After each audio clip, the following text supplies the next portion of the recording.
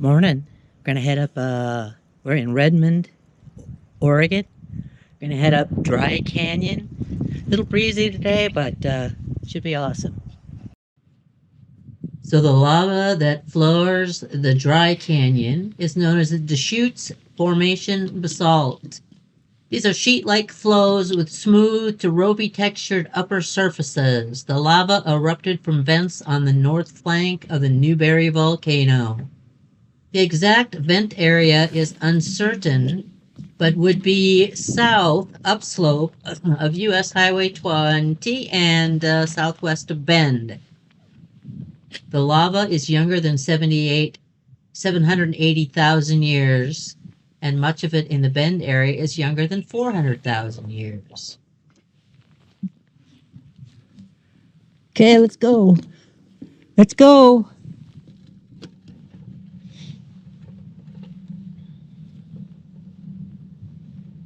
So the ground under Dry Canyon Trail has, of course, or was indigenous land for thousands of years. Central Oregon is a traditional territory of the Wasco, the Warm Springs, and the Paiute peoples. 8 tribal groups in all regularly and customarily belong to this region. The Wasco bands were the easternmost Chinookian speaking people, principally fishermen, whose frequent contact with other tribes throughout the region provided for abundant trade.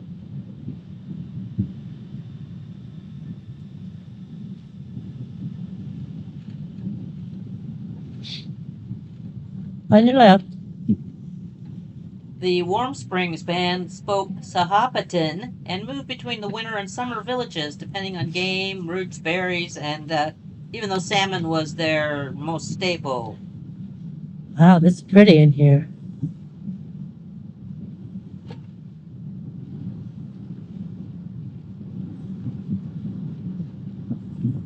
So we started on the north end of Dry Canyon, and we're going to see how far we can go. And then the Paiutes lived in the southeastern Oregon and spoke a Shoshonean dialect. Their high plains existence required that they migrate further and more frequently, and commerce among them was infrequent. The Paiutes are the ones most closely connected with the high desert terrain of the Redmond area itself, although they roamed over a huge area stretching from western Utah, southern Idaho, southeastern Oregon, and as far northwest as the Deschutes. The canyon you're riding through? Paiute territory. Of course, the tragedy here is familiar. In 1855, the Warm Springs and the Wasco tribes were forced to surrender most of their traditional homelands after a treaty negotiation, ceding 10 million acres of their ancestral homeland and being confined to the Warm Springs Reservation on the northeastern edge of Central Oregon, far from their plentiful fishing runs, fertile farmlands, and the animals they'd hunted for thousands of years. The Paiutes didn't even get that. The first Paiutes to arrive on the reservation were 38 people, forced to move there in 1879 after fighting alongside the Bannocks in a war against the U.S. Army.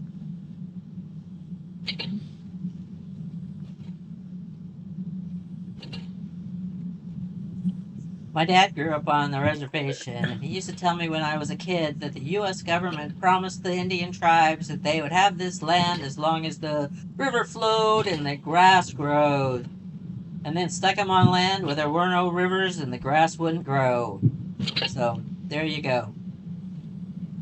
This is an old tale that the Indians have been living through for hundreds of years.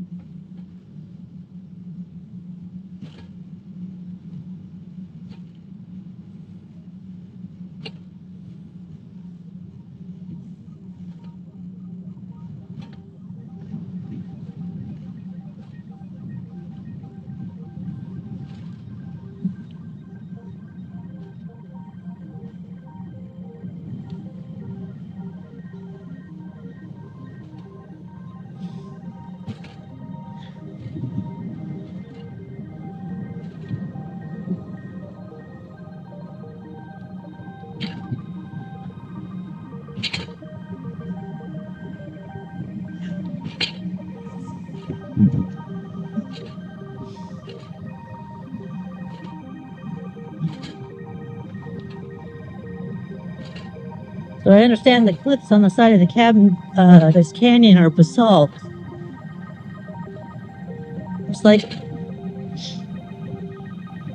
formed by a volcano that's still active. It's like one of the largest around here. I think still flowing underneath the canyon. So, woohoo.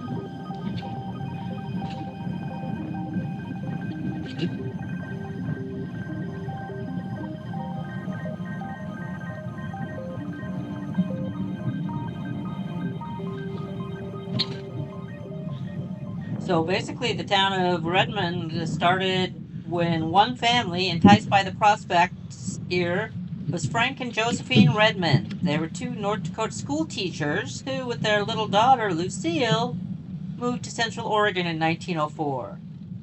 At the suggestion of the Deschutes Irrigation and Power Company officials, the family pitched their tent next to the right-of-way for the company's under-construction irrigation canal and near a projected rail line. The whole town, in other words, was founded on a bet that the water in the railroad would eventually turn up.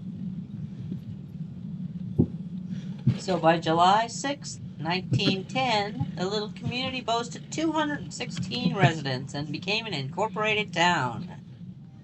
The railroad actually made it through a year later in 1911, so they were on the line.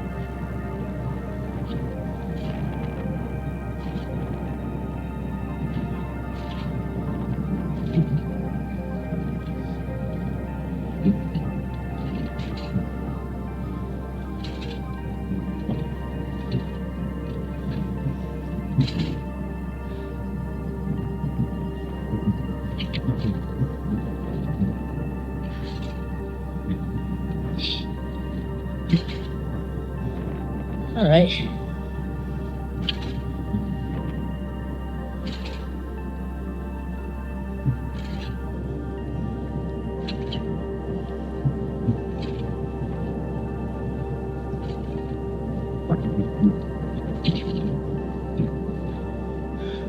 see what we got here. We got more geology.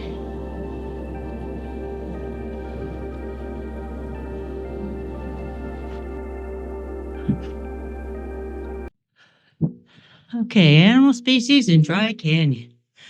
The juniper plant community is home to many animal species. Although juniper communities are the driest coniferous forests, there's a large amount of structural diversity present among many habitats features for wildlife.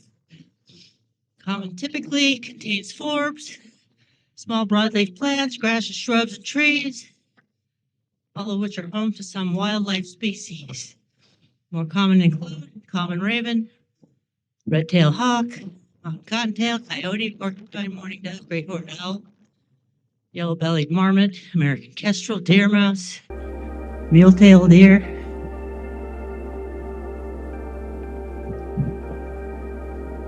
Nice. It's pretty down here. Let's roll. Oh.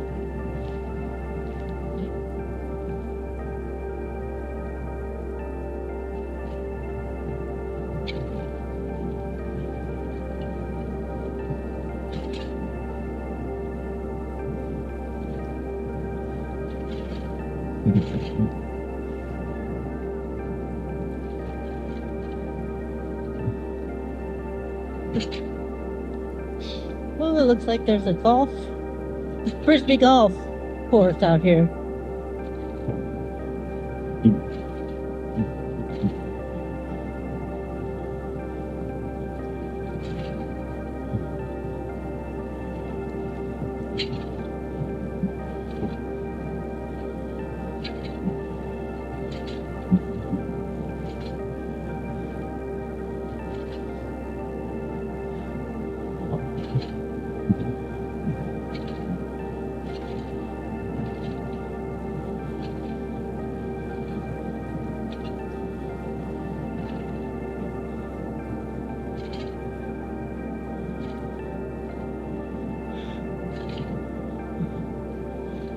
Dog park.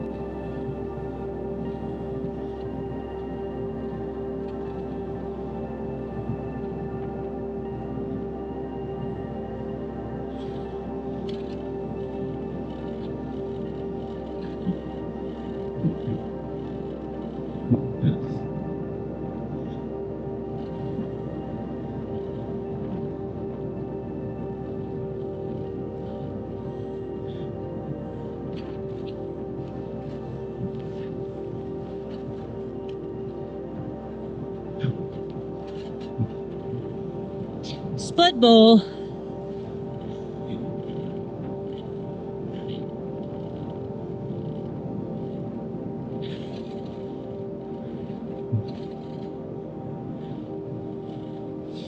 It's like a nice park here, Spud Bowl Park.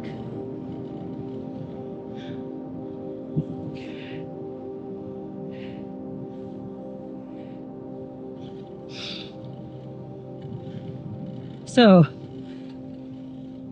Dry Canyon was formed thousands of years ago from lava flows from the Newberry volcano and its nearby vents. It was originally thought to be carved by glacial streams.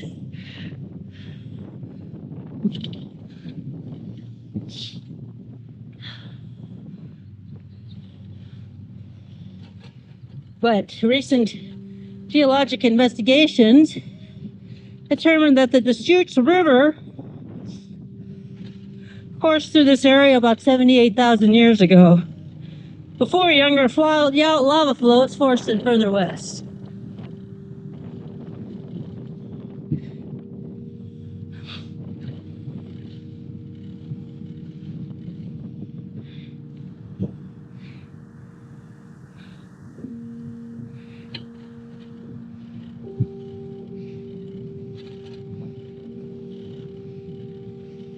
The Dry Canyon reclaims a jumble of agricultural enterprises, including potato fields. And I guess that's where Split Bowl came from. It's a rehabilitated city dump where the residents basically just tossed shit off the walls of the canyon in the old days.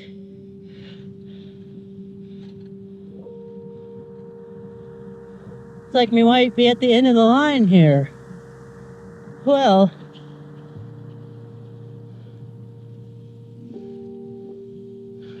okay. Shorter than I thought.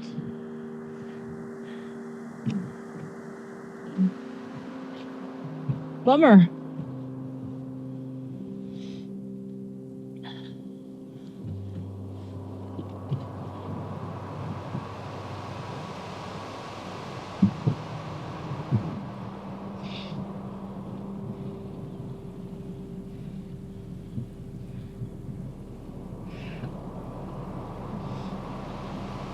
So for much of Redmond's history, the canyon was considered a hindrance. But basically, they just dumped garbage in it. 1984 city document noted that the walls of this canyon are very steep and very little chance for development. Well, parks or development? Yes, indeed. Let's see what we got.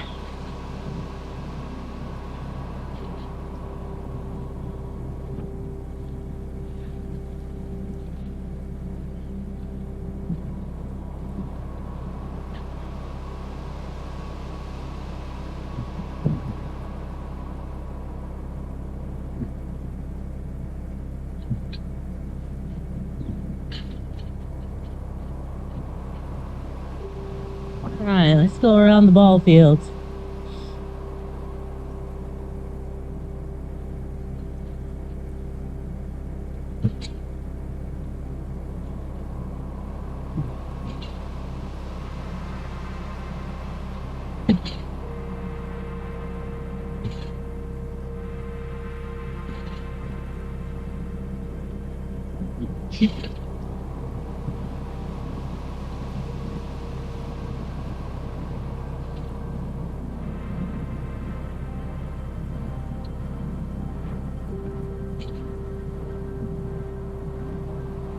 Oh, look at that. There's a skate park.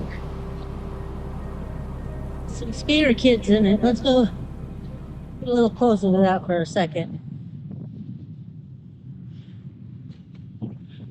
So this park was built in 2001 by Oregon-based Dreamland Skate Parks.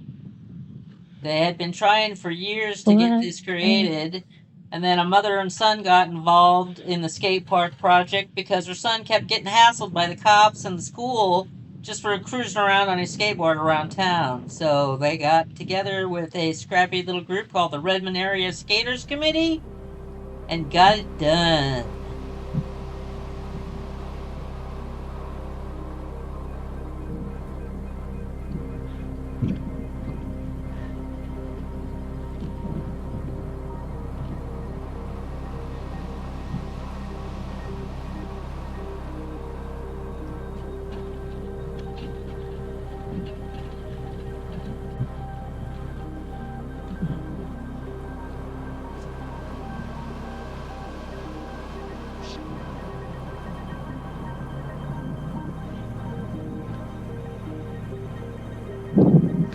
It's the gratuitous vision of my bike, my awesome bike. Let me go up and check out these kids here.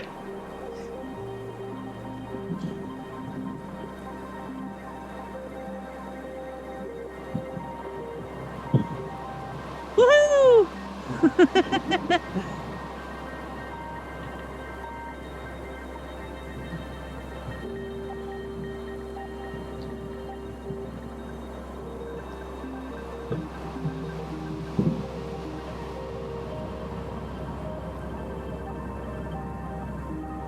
Looks like it's fun.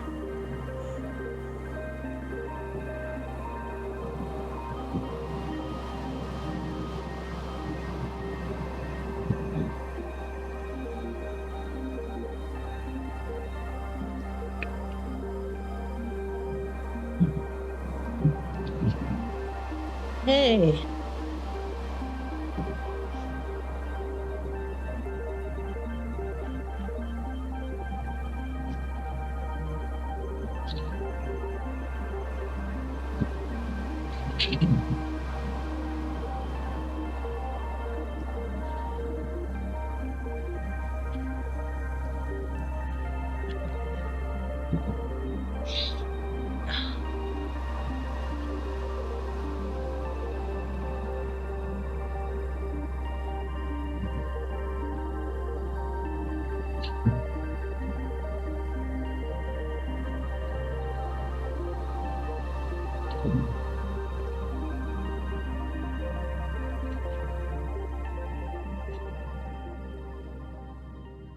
Coming up on the left is the Weigand Family Dog Park. And this sculpture right here is called Dog Walker by the artist Ben Dye. It's stainless steel plates. He created a lightweight abstract sculpture. Entering disc golf course.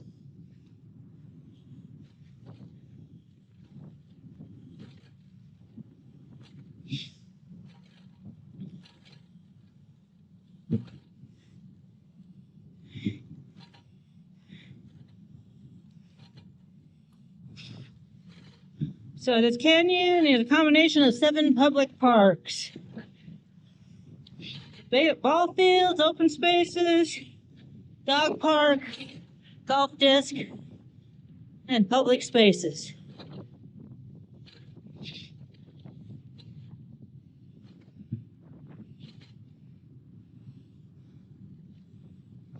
Some places it's only 25 feet down, and some places the walls reach 70 feet. The average width, 633 feet.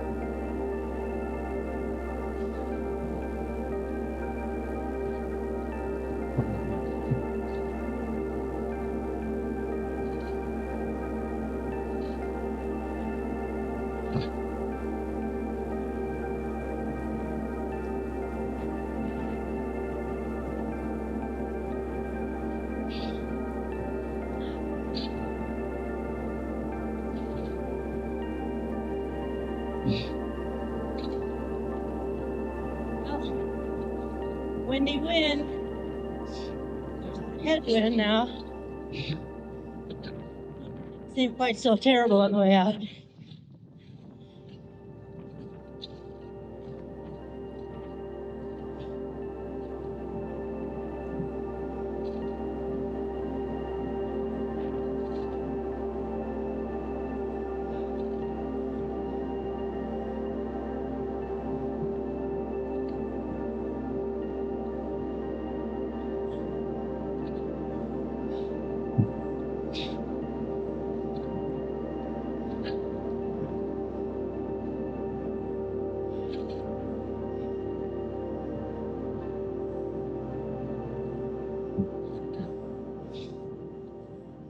So I understand this is the Maple Street Bridge.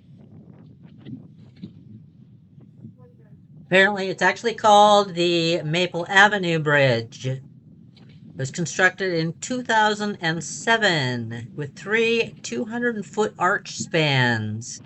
It's 70 feet tall and 780 feet long.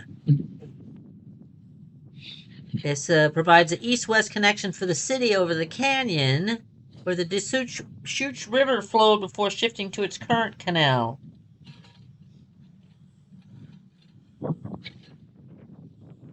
In 2014, a local climber named Ian Caldwell approached the city and said, I want to climb that. Let's make a climbing activity here underneath the bridge. And it took them a bit, and by August of 2015, they made an overhang route. The route starts at 45 degrees and finishes at 75 degrees. So it even made the cover of Climbing magazine, where they named it one of the world's coolest climbing structures. Awesome. How much fun is that if you're into that kind of stuff?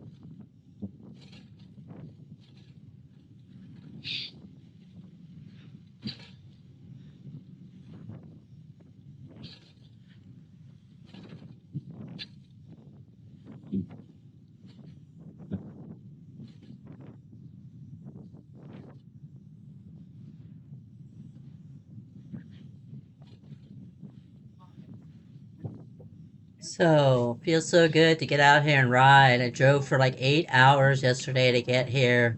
It was pouring down rain at my house when I left, and there was like 4 inches of snow on the ground. It was all slushy. I had a hard time getting out of the driveway, and apparently now some of the roads going in and out of my town are flooded, and there's landslides, and roads are closed. Oh, I'm glad to be here in the sunshine, even though it's a little bit headwindy. I approve of this ride.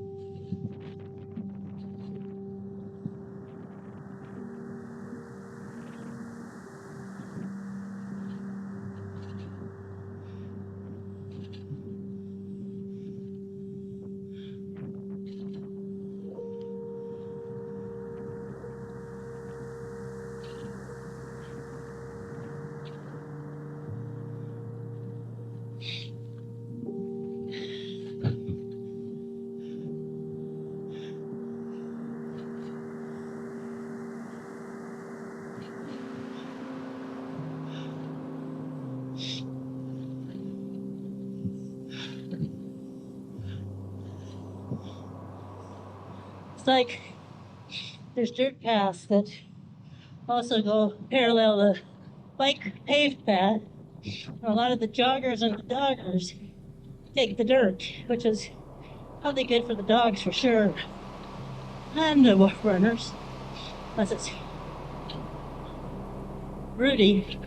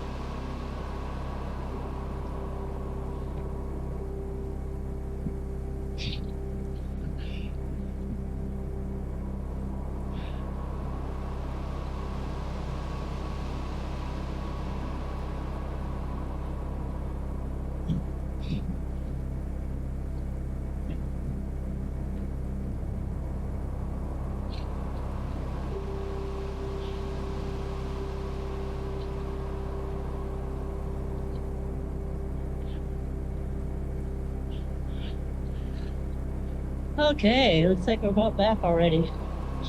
We're gonna recognize those steep stairs.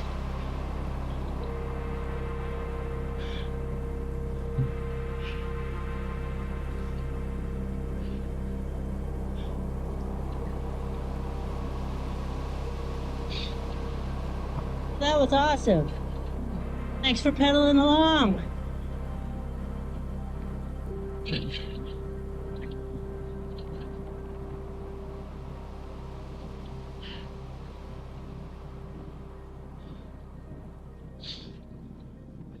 Subscribe, like, leave me a comment. Have you ridden this ride? Woohoo!